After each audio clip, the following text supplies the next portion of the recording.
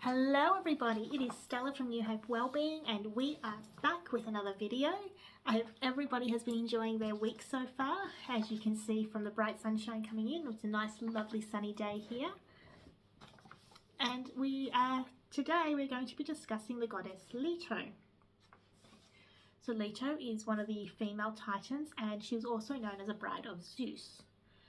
She was the mother of the twin gods Apollo and Artemis. She was the goddess of motherhood, and with her children, she was also a protectress of the young. Her name and iconography suggest that she was also a goddess of modesty and womanly demure. And like her sister Asteria, she may have also been a goddess of the night, or alternatively, a goddess of the light of day. It is a little bit murky there. She is most well known for one story in particular, and that is about the birth of her twins. And it goes along the lines of when Leto was pregnant with the twins, she was pursued relentlessly by the goddess Hera, who drove her from land to land, preventing her from finding a place to rest and give birth.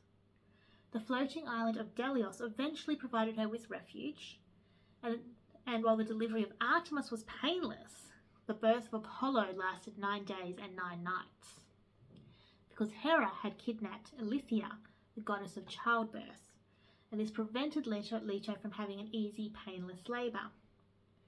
It is said that with the absence of Eilithyia, Artemis was the one to help her mother deliver her twin brother Apollo, and the delivery took place under a palm tree. And in fact, there is still a palm tree on the island of Delos that the ancient Greeks had planted to commemorate the birth of the god. Homer mentions that all the gods and goddesses except for Hera were present at the birth of Apollo to establish from the first moment the authenticity of the child, who was later to become an Olympian god.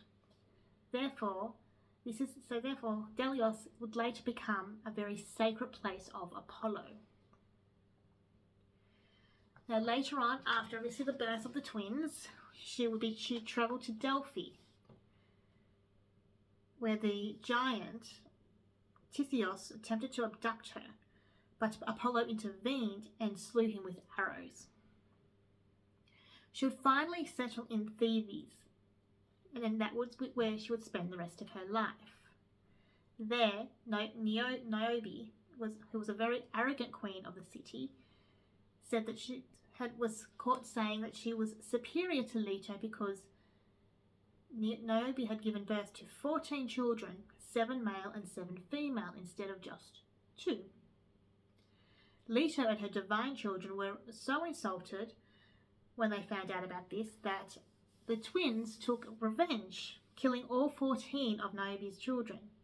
When she discovered what had happened, she burst into great grief, where then Niobe was then asked Zeus to show mercy for her and turn her into a stone so that she wouldn't hurt. And indeed, Zeus would then turn her into a pillar of stone. But people said that when we passed by the pillar, they could still see weeping tears. Leto would later return to Zeus's favour despite Hera's disapproval. This would be after Apollo killed the Cyclops. Leto was able to this would come in handy, I should say, Leto being in Zeus's favour when Apollo killed the Cyclops. For Leto was able to persuade Zeus to lighten his punishment. She spent much of her time hunting with Artemis.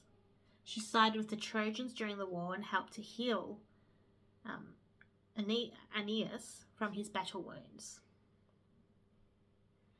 Now there is a Greek vase that Leto is depicted in, and she's depicted as a woman lifting her veil in a gesture of modesty. She was usually depicted accompanied by her 2 children, and the exact meaning of her name is obscure. Some have connected it with the word Leto, which is to move unseen, suggestive of modesty. Others derive it from the Licinian word for woman. Now there was a cult of Leto, and it was a widespread one all over Greece and Asia Minor, for she was the mother of 2 gods. She was honoured and depicted in combination with her children, and the origin of her name is not entirely known. So there is some multiple meanings. Some saying it's unseen, some's connecting it to modesty, and this is how she became the goddess of modesty.